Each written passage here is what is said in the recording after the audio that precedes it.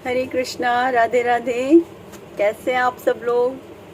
मुझे उम्मीद है आप सब लोग स्वस्थ होंगे, अपने अपने घरों में सब लोग बहुत अच्छे से रह रहे होंगे, भगवत गीता का पाठ रोज सुन रहे होंगे और सभी लोगों को शेयर भी कर रहे होंगे, लाइक कमेंट और सब्सक्राइब भी कर रहे होंगे। और राधे कृष्णा जी की कृपा आप सब पर खूब भर भर के बरस रही होगी, है ना? ऑफ कोर्स बरसेगी ना। आप लोग भगवत गीता का पाठ जो सुन रहे हो, उनको तो भगवत गीता सबसे ज़्यादा प्रिय है, तो ये तो स्वाभाविक सी बात है ना कि उन आप सबके ऊपर राधे कृष्ण जी की कृपा भर भर के बरस रही होगी और मुझ पे भी बरस रही है। I am also blessed and you are also blessed. ठीक है, हम आगे बढ़ते हैं और वीडियो को please please please like share and subscribe और कमेंट ज़रूर कीजिए। कमेंट बॉक्स में कीजिए, ना कि व्हाट्सएप और फेसबुक पे। प्लीज़ कमेंट बॉक्स में ही कीजिएगा और लाइक शेयर एंड सब्सक्राइब ज़रूर कीजिएगा वीडियो को, और वीडियो को एंड तक भी ज़रूर देखिएगा। Okay, stay connected. हे कृष्ण, इस युद्ध में अपने ही स्वजनों का वध करने से ना तो मुझे कोई अच्छाई दिखती है और ना मैं उससे किसी प्रकार की विजय, राज्य या सुख की इच्छा रखता हूँ। अब यहाँ पर श्लोक नंबर 27, अध्याय 1, श्लोक नंबर 27। हे कृष्ण, इस युद्ध में वो कह रहा है कि मैं अगर मान लो सबको मार भी देता हूँ, मुझे ऐसी कोई इच्छा नहीं है कि मैं अपने ही घर के लोगों को मारूं, तो मुझे ऐसी कोई भी इच्छा नहीं है और ना ही मुझे इसमें कोई बहुत अच्छाई दिख रही है कि मैं इन लोगों को मार करके मैं सुखी हो जाऊंगा या मैं विजय हो जाऊंगा और डंका बजाऊंगा अपना और मैं राज्य का सुख भोगूंगा। मेरी ऐसी कोई इच्छा नहीं है कि इन लोगों को मार करके मैं ऐसा कुछ भी करूंगा, यह जाने बिना कि मनुष्य का स्वार्थ विष्णु या कृष्ण में है। हमारा स्वार्थ क्या होना चाहिए? हमारा स्वार्थ भगवान ने जो हमें कार्य दिए हैं ना, उन कार्यों को पूरा करने में होना चाहिए हमारा स्वार्थ। अब हमारा स्वार्थ इसलिए नहीं होना चाहिए कि हमें अपने स्वार्थ के लिए कार्यों को करना है, नहीं। हमें वो कार्य करने चाहिए जो हमसे ईश्वर कह रहे हैं कि करो, ये तुम्हें करने पड़ेंगे। अब इसमें कई बार हमें खुद को भी क्षति पहुंचती है कि हमें खुद को भी प्रॉब्लम क्रिएट हो सकती है। ऐसी बात नहीं है हमें नहीं होती, हमें भी प्रॉब्लम क्रिएट हो सकती है, लेकिन क्या ईश्वर ने अगर कहा है तो ईश्वर का कार्य तो करना ही पड़ेगा ना। अब इसके विपरीत चाहे कुछ भी परिस्थितियां सामने आ जाएं, फेस करनी पड़ जाएं, लेकिन भगवान ने कहा है कि अब तुम्हें ये कार्य करना है तो तुम्हें करना ही पड़ेगा।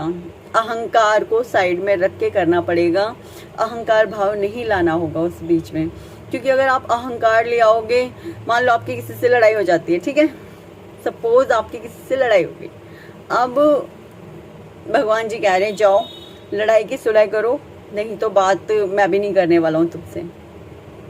अब आप कह रहे हो कि भगवान जी लड़ाई हो गई, अब मैं तो बात करने से रहा या रही, तो भगवान जी ने कहा नहीं, बात तो करनी पड़ेगी, लड़ाई करके किसी से नहीं रहते, सुलह करो लो सबसे। तो वहाँ पे भगवान जी ने क्या कहा है? भगवान जी ने ये नहीं कहा कि अपनी लड़ाई खत्म करो या कुछ भी करो, नहीं। भगवान जी ने कहा जो आपके अंदर ईगो आ गई है ना, उस ईगो को साइड करो, उस ईगो को हटाओ अपने अंदर से। जब आप ईगो हटा दोगे तो फिर वही बोल रही हूँ कि एक भाव में रहो, ना अहंकार में रहो, ना ज़्यादा खुश रहो, ना ज़्यादा परेशान रहो, एक भाव में रहो। एक भाव यानी समभाव में रहो। अब कई बार लोग होते हैं खुशी के मारे बहुत ज़्यादा उछलना शुरू कर देते हैं, या किसी से लड़ाई हो गई तो बात करनी बंद कर देते हैं, फिर कभी भी बात ही नहीं करनी है। तो नहीं, वो नहीं करना है आपको। सबके साथ बोलचाल रखनी है, सबके साथ सारी बातें रखनी है और सबको साथ लेकर के अपने कार्यों को आगे बढ़ाना है। अब परिवार में किसी की लड़ाई हो जाती है किसी से, तो लोग एक दूसरे से बात नहीं करते, ऐसा नहीं करना है। क्यों नहीं करना है? क्योंकि भगवान जी ने कहा था। लेकिन अब ये यहाँ पे तो यही कह रहे हैं कि लड़ाई करनी है। एक्चुअली में वो लड़ाई नहीं करने को कह रहे हैं, वो कह रहे हैं धर्म की रक्षा करो, धर्म के लिए कार्य करो।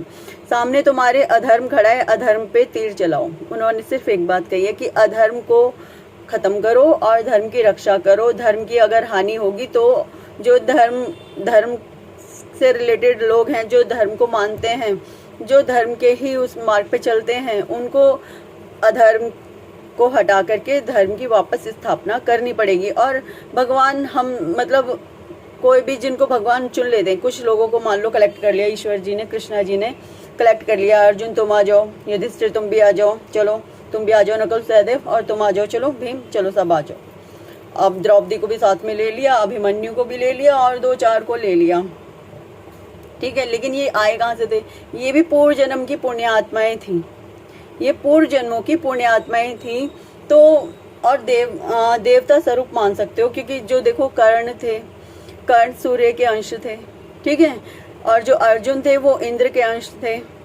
इसी प्रकार जो युधिष्ठिर थे वो यमराज, धर्मराज माने जाते हैं, यमराज उनके अंश थे।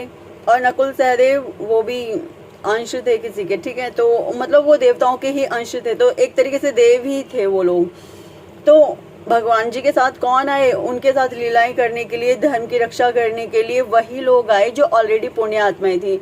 अब कहोगे जो भगवान जी को जिन्होंने इस धरती पर जन्म दिया, पहली बात तो वो जन्मे नहीं थे, उन्होंने अवतार हुए थे, अवतार लिया था उन्होंने। अवतार कैसे लिया था? जब देव की गर्भावस्था का लास्ट बिल्कुल टाइम चल रहा था और प्रसव का समय नज़दीक आ गया था, उस वक्त पे जो विष्णु भगवान है तब उधर आए, तो उससे पहले सबको सुला दिया।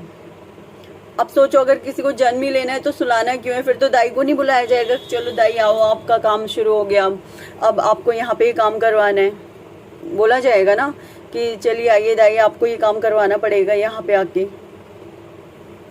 तो ना दाई को बुलाया गया, ना ही किसी और को बुलाया गया, तो प्रसव करवाने के लिए। और जो वो थे, क्या बोलते हैं उन्हें, वसुदेव थे, कृष्ण भगवान के जो पिताजी थे उस वक्त पे, वसुदेव, तो उनको भी नहीं कुछ, वो भी वहीं सो रहे थे। बाकी सारे जेल के कैदी वो भी सब निंद्रा में चले गए थे। और इतने में कृष्ण भगवान ने अवतार लिया, मतलब वो आए धरती पे, विष्णु भगवान आए धरती पे, आके उन्होंने एक छोटे से बालक का रूप लिया और वो वहाँ पर बैठ गए, विराज गए इसी तरीके से। फिर जब वो बैठ गए तो सिर्फ वसुदेव जी उठे निंद्रा में से, तो भी थे निंद्रा में, कहते हैं ना नींद में चल रहे हैं, तो वो इसी तरीके से निंद्रा में ही थे। लेकिन निंद्रा में उन्होंने उनको टोकरी में डाला कृष्ण भगवान को और लेकर के चले गए, जिसमें बीच में यमुना नदी भी पड़ी, तो भी उनको कोई आभास नहीं था कि वो क्या कर रहे हैं, वो सिर्फ चलते जा रहे थे। तो कितनी सारी चीज़ें उस कंडीशन में गुजरी, लेकिन किसी को कुछ भी नहीं पता चला। क्यों नहीं पता चला? अगर जन्म लिया होता, अगर वो जन्मे ही होते, पूरा प्रोसेस हुआ होता जन्म का, तो सबको पता चलता कि जन्म लिया एक बच्चे ने। किसी को कुछ पता ही नहीं चला। दाई को तो बुलाया तक नहीं गया था कि दाई आ जाओ, ठीक है। तो वहाँ से बस एक बच्ची को उठा लाए थे, जो योग माया थी, वो पार्वती जी का ही रूप थी, तो उनको वहाँ से उठा लाए थे योग माया जी को। तो वो उनकी बहन हुई थी उस नाते कृष्ण भगवान की। तो वहाँ से उनको उठा लाए थे, यशोदा के जो बेड था यशोदा का, उससे उठा के ले आए थे कि इस बच्चे, उनका मतलब वो कुछ भी, उनका दिमाग काम नहीं कर रहा था, वो सिर्फ अपना, उनका शरीर चले जा रहा था। उनको ये नहीं पता था कि मैं क्या कर रहा हूँ, क्यों कर रहा हूँ, उनको कुछ भी नहीं पता था, वो केवल अपना काम कर रहे थे उस वक्त। तो यही भगवान जी कह रहे हैं, तुम अपना काम करो। मैं कह रहा हूँ सिर्फ तुम अपना काम करो, तुम्हें ना कर्म के बारे में सोचना है यहाँ पे, क्योंकि तुम धर्म के लिए कर्म कर रहे हो, तो तुम्हें कर्म के बारे में नहीं सोचना है, ना उसके फल के बारे में सोचना है। तुम कर्म अगर मेरे लिए कर रहे हो, यानी कृष्ण भगवान के लिए कर रहे हो कर्म, तो तुम्हें ना तो कर्म के बारे में न सोचना है, ना फल के बारे में सोचना है। क्यों नहीं सोचना? क्योंकि यदि अगर भगवान ने कोई कार्य दिया है तो भगवान ने कुछ सोच के तो दिया होगा। देखिए मेरा मानना ये है, आप सरेंडर कर दो। जब आप कृष्ण भगवान को सरेंडर कर देते हो, या अपने ईश्वर को या अपने इष्ट को सरेंडर कर देते हो ना, तो उसके बाद आप अपना दिमाग नहीं चला सकते। आप उसके बाद इस दिमाग का यूज बस उतना करोगे कि आपको किस तरीके से उस काम को करना है। ये नहीं सोचोगे कि काम करना है या नहीं करना है, नहीं। इवन आपके माइंड में ना ये थॉट आनी नहीं चाहिए कि भगवान जी ने अगर कोई काम दिया है तो हमें करना है या नहीं करना है। आपको सिर्फ करना है, लेकिन तरीका सोचना है कि किस तरीके से करना है, क्योंकि हमारे पास तरीकों की कई बार कमी पड़ जाती है, तो फिर दिक्कत होती है। तो वो तरीका सोचना है कि हमें किस तरीके से उस काम को आगे बढ़ाना है ना। ये नहीं सोचना कि यार ये काम करना है, क्यों करना है, सही भी रहेगा करना, कोई दिक्कत ना हो जाए इस काम को करने में। नहीं, ऐसा सब नहीं सोचना है, क्योंकि ईश्वर ने कहा है, क्योंकि हमने उन्हें सरेंडर किया है ना। अब सोचो, जब उन्होंने सरेंडर कर दिया, अब आपको अनुभूति हुई किसी बात की कि हमको ये कार्य करना है, तो वो अनुभूति ऐसे ही नहीं हुई, भगवान ने आपको करवाई अनुभूति। ठीक है, जब भगवान ने अनुभूति करवाई है तो आपको ये नहीं सोचना है कि क्यों करना है, किस लिए करना है, आपको ये सोचना है कि किस तरीके से करना है। फिर वो तरीका भी जब आप काम पे लग जाते हो ना एक बार धीरे धीरे, तो वो तरीका भी ये बताते हैं कि किस तरीके से करना है। अपने आप आपको ऐसी अनुभूतियाँ होनी शुरू हो जाती हैं किस तरीके से ये काम करना है। ठीक है, बहुत सारी चीज़ें हैं लाइफ में जो मैंने भी फर्स्ट टाइम आज ये वीडियो वगैरह से पहले मैंने कभी नहीं यूट्यूब पे अपना कोई चैनल वगैरह इस तरीके से पोस्ट किया होगा, इवन मुझे आता भी नहीं था, लेकिन अपने आप इन्होंने सारी चीज़ें करवाई, क्योंकि इनको करवाना था, मुझे नहीं करना था। मुझे कोई ऐसी वो भी नहीं थी कि हाँ मुझे कुछ अपना ऐसे यूट्यूब पर डालना है, पोस्ट करनी है, कोई भी ऐसी कुछ भी नहीं सोचा था मैंने, बट इनको करवाना था, इसलिए करवाया इन्होंने। इनको करवाना था एक्चुअली, इसलिए करवाया था इन्होंने। और मेरे सामने बैठे ना, तो फिर जब मैं इनको देखना शुरू करती तो मन में अजीब सी वो हो जाती है, तो फिर इसीलिए चलो मैं इनको नहीं देख रही, अभी सिर्फ अपना काम करना है, क्योंकि फिर मैं काम नहीं करूंगी, फिर मैं इनसे बातें करना शुरू कर दूंगी। तो फिर इसी तरीके से, ठीक है ना। अब अर्जुन को यहाँ पे काम दिया उन्होंने कि तुम्हें धर्म की रक्षा करनी है, लेकिन अर्जुन ने क्या किया, अर्जुन सोचने लगा कि मैं नहीं करूंगा, ऐसा मैं करूंगा तो मेरे घर वाले मारे जाएंगे, मेरा ये हो जाए वो हो जाएगा।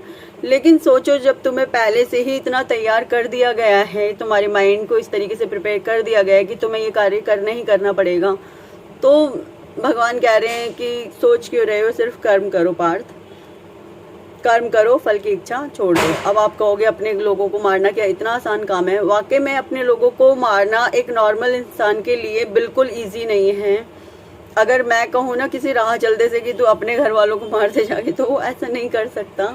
रीज़न ना करने का कि आपके अंदर वो जो मोह का गर्त है ना, वो इस हद तक गहरा होता है कि आप चाह के भी इस कार्य को नहीं कर सकते हो, मोह का गर्त। लेकिन भगवान जी ये नहीं कह रहे कि आप जो सही लोग हैं उनको भी मारो। भगवान जी ने क्या कहा, जो लोग अधर्म का साथ दे रहे हैं उनको मारना है बस। तो वो अधर्मियों के खिलाफ है कि अधर्मियों को मारना है। अब आगे बढ़ते हैं।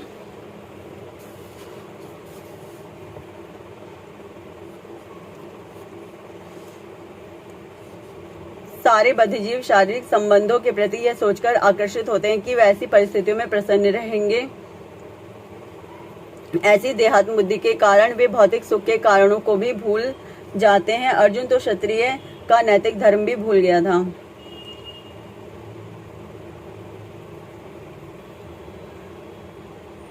अब क्या है, इंसान को जब अपने रिश्तेदार मिल जाते हैं या पति पत्नी होते हैं, सब एक दूसरे के साथ सुखी रहते हैं, लेकिन भगवान ने जो कार्य दिया भूल गए इस चक्कर में कि भगवान ने जो कार्य दिया क्यों करें, हम तो डर गए। अब जब डर गए तो कैसे किया जाएगा, तो वो अपने सगे संबंधियों में इतना ज़्यादा खो गया कि भगवान ने जो काम दिया है वो भी, और जो अपना नैतिक धर्म है युद्ध करने का, वो उसे भी भूल गया था। कहा जाता है कि दो प्रकार के मनुष्य परम शक्तिशाली तथा जाज्वल्यमान सूर्यमंडल में प्रवेश करने के योग्य होते हैं। दो टाइप के ये हैं, एक तो क्षत्रिय जो कृष्ण की आज्ञा से युद्ध में मरता है, एक तो क्षत्रिय होता है जो अपना युद्ध में कर्म कर रहा है और कृष्ण की आज्ञा से मर गया, तथा दूसरा सन्यासी जो आध्यात्मिक अनुशीलन में लगा रहता है। और दूसरा होता है सन्यासी जो आध्यात्मिक के अनुशीलन यानी उसे बढ़ावा देने में लगा रहता है, वो भी तो भगवान का ही कार्य कर रहा है ना। तो संत जो होते हैं वो क्या करते हैं, ईश्वर का ही तो कार्य कर रहे होते हैं। अर्जुन अपने शत्रुओं को भी मारने से विमुख हो रहा है। अर्जुन डर रहा है कि मैं कैसे मारूं, क्योंकि उसे सामने कौन दिख रहे हैं, उसे शत्रु नहीं दिख रहे, वो लोग उसे क्या दिख रहे हैं, उसे वो अधर्मी नहीं दिख रहे, उसे वो दिख रहे हैं कि ये लोग यहाँ पर मेरे सगे संबंधी खड़े हुए हैं। वह ये सोचता है कि स्वजनों को मारने से उसे जीवन में सुख नहीं मिल सकेगा। अब वो यहाँ पर धर्म और अधर्म के बारे में नहीं सोच रहा है, वो क्या सोच रहा है, सुख। वो कह रहा है कि अगर इनको मार दिया तो मुझे सुख किस बात का मिलेगा, मैं पूरी जिंदगी गिल्टी फील करूंगा कि मैंने इन लोगों को मार दिया। उसे पूरी जिंदगी ग्लानी रहेगी इस बात की कि मैंने इन लोगों को मार दिया। लेकिन भगवान जी कह रहे हैं तुम अधर्मियों का साथ नहीं दे सकते हो, तुम्हें तो धर्म के लिए लड़ना है, धर्म के खिलाफ नहीं लड़ना है, धर्म के लिए लड़ना है।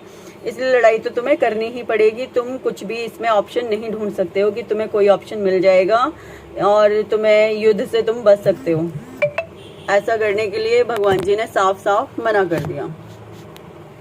मना कर ही देंगे, नेचुरल सी बात है, क्योंकि क्षत्रिय होने के नाते उसका पूरा जीवन किस लिए है कि वो अपने राज्य की रक्षा करे, प्लस धर्म की रक्षा करे, और युद्ध का अगर उसको कार्य मिला है तो उसे युद्ध करना ही पड़ेगा। किंतु अर्जुन कहता है मेरे पास राज्य ही कहाँ है, उसके लिए तो राज्य प्राप्त करने का एकमात्र अवसर है कि वह अपने बंधु बांधवों से लड़कर अपने पिता के राज्य का उत्तराधिकार प्राप्त कर ले। अगर उसको राज्य प्राप्त करना है तो क्या करना पड़ेगा, बंधु बांधवों को मार करके उत्तराधिकार प्राप्त कर ले, जिसे वह चाह रहा है कि नहीं मैं नहीं कर सकता। इसलिए वह अपने को जंगल में एकांतवास करके निराशा का एकांत जीवन बिताने के योग्य समझता है, जिसमें फिर वो क्या सोचता है कि नहीं मैं इन्हें नहीं मार सकता, मैं एक काम करूंगा, मैं संत का रूप ले लूंगा, सन्यासी बन जाऊंगा और जंगल में चला जाऊंगा और एकांतवास ले लूंगा, और उसके बाद फिर मेरा किसी से कोई मतलब नहीं रहेगा। तो उसने अधर्मियों का साथ देना तक स्वीकार कर लिया। किस लिए कि उसको सामने कौन दिख रहे थे, अपने सगे संबंधी दिख रहे थे। देखो ये जो मोह है ना, मोह कि शब्द बहुत छोटा है लेकिन ना इसके अंदर पूरी दुनिया समाती है। मोह, इंसान कुछ कर ले इसका मोह नहीं छूट सकता। जिसका मोह छूट जाता है ना उसका सब कुछ छूट जाता है। मतलब फिर वो होता तो पूरी दुनिया के, दिखता तो लोगों को ये कि हाँ हमारे साथ खड़ा है, पति को लग रहा है मेरी पत्नी खड़ी है, पत्नी को लग रहा है मेरा पति खड़ा है, या बच्चों को लग रहा है मेरी माँ खड़ी हुई है, लेकिन एक्चुअली में वो उन चीज़ों से कट चुके होते हैं। सिर्फ लोगों को देखने के लिए वो वहाँ पे अवेलेबल होते हैं। उनकी आत्मा वो मान चुकी होती है कि अब हम मोह में नहीं पड़ेंगे। वो क्या मान चुकी होती है उनकी आत्मा कि अब हमें मोह से रिलेटेड चीज़ें छोड़नी है, त्यागनी है। लेकिन अब क्या बिल्कुल सन्यास ले लिया? नहीं, सन्यास नहीं लेना है। मतलब एक तरीके से झोला लेकर के और एक लंगोटी बांध के नहीं निकलना है, ऐसा नहीं करना है। जो हम गृहस्थ लोग होते हैं ना, वो घर के अंदर ही इस तरीके से रहना शुरू कर देते हैं कि वो बिल्कुल इस तरीके से मान लो कि आप सबके बीच होकर के भी किसी के बीच नहीं होते हो। आप होते सबके बीच हो बट आप किसी के बीच नहीं होते हो। अब आप कहोगे ऐसे कैसे पॉसिबल है कि सबके बीच तो है लेकिन किसी के बीच नहीं है। वो इस तरीके से पॉसिबल है कि आप अपने जो मन और बुद्धि है ना, यहाँ पे ये क्या वो मारते हो, उसमें वो वाली फिल्म कौन सी है, अरे मैं फिल्म नहीं देखती वैसे ज़्यादा, लेकिन वो नाना पाटेकर की एक मूवी है ना, उसमें वो उसको परेशान यहाँ पे मारते हुए कहता है कि यहाँ मेरी बुद्धि होती है, इसे बुद्धि पे छोटी बुद्धि होती है, इस पे मत मारा करो। तो वही है ना, यहाँ पे जो ये बुद्धि है और यहाँ पे जो ये मन है, इसको सब चीज़ों से अलग करना होता है।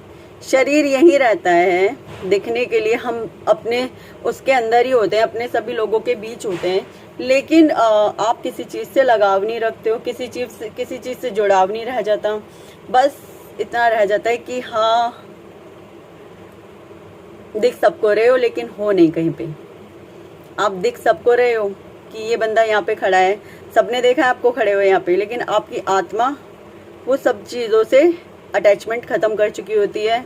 आपकी आत्मा वो किसी भी चीज़ से जुड़ाव नहीं रखती है। लोभ, मोह, अहंकार, माया, काम, क्रोध, लोभ, मोह, अहंकार, ये पांचों चीज़ें त्याग चुके होते हैं। फिर काम, क्रोध, लोभ, मोह, अहंकार, पांचों चीज़ें इज फिनिश्ड।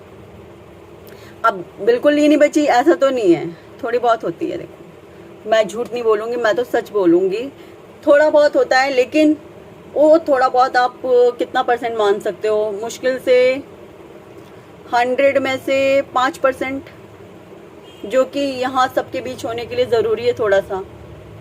अगर ये भी ख़त्म कर दिया तो फिर तो लंगोटी बांध के निकल ही जाएंगे, फिर नहीं रुकने वाले हैं। अगर ये भी ख़त्म कर दिया तो फिर लंगोटी बांध के फाइनली निकल जाएंगे। इसलिए ये 5% रह जाता है, बाकी पूरा 95% ख़त्म। लेकिन आजकल जो मैंने नोटिस की है चीज़ें, अगर आप जैसे संत वगैरह, सॉरी कृष्णा बोलना नहीं चाहिए, निंदा करनी बेकार है, लेकिन मैं सिर्फ बताने के लिए छोटा सा बता रही हूँ। कुछ लोग आजकल क्या करते हैं, अब निकल गए बाहर तो वहाँ पे भी आजकल बहुत ज़्यादा वो नहीं है, लोग चक्करों में पड़े ही जाते हैं। तो इसलिए मैं यही कहूँगी कि घर में रह कर के उस जीवन को फॉलो करना बहुत अच्छा है, क्योंकि बाहर कुछ मिलेगा नहीं, फिर पाने के लिए आपको फिर वापस उसी चीज़ में गिरना पड़ जाता है। कहने का अर्थ ये है कि थोड़ा वैसे दूर का चैप्टर है, लेकिन मैं इतना सा समझाऊंगी बिल्कुल, ठीक है। देखो, कहने का मतलब मेरा सिर्फ ये है कि जब मान लो कोई किसी ने शादी नहीं करी या शादी करी, बच्चे कर लिए, लेकिन कुछ ही टाइम बाद ही ऐसे थोड़ी 4-5 साल अपने घर परिवार में रहा, फिर उसने डिसीजन ले लिया कि अब मैं सब चीज़ों से अलग चला जाऊंगा, और लेके लंगोटी बांधी और निकल गए अलग। अब कमंडल वगैरह उठाया और अलग निकल गए। लेकिन 1 महीना बीता, 2 महीना बीता, जैसे हद करके 3-4 महीने बीते। 2-3 महीने तो बहुत मज़े आए, सब चीज़ें बढ़िया लगी, सब कुछ बहुत बढ़िया हुआ। लेकिन 2-3 महीने के तुरंत बाद ही, पहले दिन नानी याद आ जाती है, जब टाइम पे खाना नहीं मिलता, जिन चीज़ों की आदत होती है वो नहीं मिलती, पहले दिन ही नानी याद आ जाती है। खैर, लेकिन वहाँ तक तो अलग बात है, जब कोई सोच के गया तो पूरा कंट्रोल तो करके ही गया होगा इतना, लेकिन वो क्या होता है, वो कंट्रोल ना कुछ ही टाइम में ख़त्म होना शुरू हो जाता है। फिर सबको याद आनी शुरू हो जाती है, अपने घर वालों की याद आनी शुरू हो जाती है। तो उस कंडीशन में भगवान जी कह रहे हैं कि उससे उत्तम ना गृहस्थ आश्रम है। गृहस्थ में रह कर के तुम आप पूरे तरीके से मेरे रूल रेगुलेशंस को फॉलो कर रहे हो, तो एक तरीके से संत का जीवन जी रहे हो आप। अगर अभी मैं शॉर्ट में ही समझा रही हूँ ये चीज़, ज़्यादा डिटेल में नहीं जा रही, बस इतना ही समझ लो कि अगर हम घर में रह कर के भी सारी चीज़ें, इन 5 चीज़ों से कनेक्शन कट कर चुके हैं, लोभ, मोह, अहंकार, काम, क्रोध, तो बस 5% बची हुई है जो कि लाइफ के लिए ज़रूरी है। तो आप भगवान जी की काउंटिंग, मतलब इस काउंटिंग में आ जाओगे कि हाँ, भगवान जी ने आपको अपने अंडर में कर रखा है, पूरे तरीके से अंडर में कर रखा है। फिर आप जो कर रहे होते हो वो उनकी इच्छा से कर रहे होते हो, अपनी इच्छा से नहीं कर रहे होते हो। तो बस अर्जुन अब पहले ही उनका भक्त है और पूरे तरीके से भगवान जी ने उनको अपने अंडर में कर रखा है। कैसे, जब भगवान जी के साथ रह रहा है, भगवान जी के साथ सारी चीज़ें उसकी हैं ऑलरेडी। अब कृष्णा इसी बात से दुखी हो गए कि ये हर टाइम मेरे साथ रह रहा है, फिर इस तरीके की बातें क्यों कर रहे हैं। लेकिन कृष्णा जी को पता है उसने करनी है इस टाइम पे ये सारी बातें, तभी तो मैं उसको भगवत गीता का ज्ञान दे सकूंगा आगे, राइट। आज मेरी आवाज़ स्लो नहीं आ रही होगी ना, आज मैं एकदम नॉर्मल हूँ, ठीक है। आप लोगों की ब्लेसिंग्स मिली, देखो मैं ठीक हो गई। ठीक है, आज बस इतना ही। तो प्लीज़ वीडियो को ज़रूर अच्छे से देखिएगा, समझिएगा, सीखिएगा। कमेंट में जो नहीं समझ में आता है वो प्लीज़ मुझसे पूछिए। मुझे इस चीज़ का बहुत चार्म होता है कि कोई क्वेश्चंस पूछे और मैं उनका आंसर भी दूं। क्यों होता है चार्म इस चीज़ का? पता तो चलेगा कि कौन कितना सुन रहा है, समझ में कितना आ रहा है। एक्चुअली सुन रहे हो तो समझ में कितना आ रहा है, कहाँ पे अटके हो, जिन क्वेश्चंस पे अटके हो उन क्वेश्चंस को या तो लिख करके कमेंट बॉक्स में लिख दो, या मतलब लिखो कहीं ना कहीं उसे, उन क्वेश्चंस को लिखो, ताकि फिर कमेंट में लिख करके मुझसे उन क्वेश्चंस के आंसर पूछ सको। मैं ऑफ कोर्स दूंगी उनके आंसर। मैं ऐसा मान नहीं सकती हूँ, वैसे मैं मानती हूँ कि मैं बहुत अच्छा पढ़ा रही हूँ लेकिन फिर भी कुछ क्वेश्चंस आ जाते हैं माइंड में। लेकिन क्वेश्चंस उन्हीं के माइंड में आएंगे जो अच्छे से इसे सुन रहे होंगे। मैं इस बात को भी बहुत अच्छे से जानती हूँ। जिनका रुझान होगा पूरा, जो सुन रहे होंगे, क्वेश्चन उन्हीं के माइंड में आएंगे। तो इसलिए जो क्वेश्चंस हैं उन्हें लिखिए और कमेंट बॉक्स में पूछिए मुझसे, ताकि मैं उनके आंसर्स दे सकूं। और प्रेम से बोलेंगे फिर राधे राधे।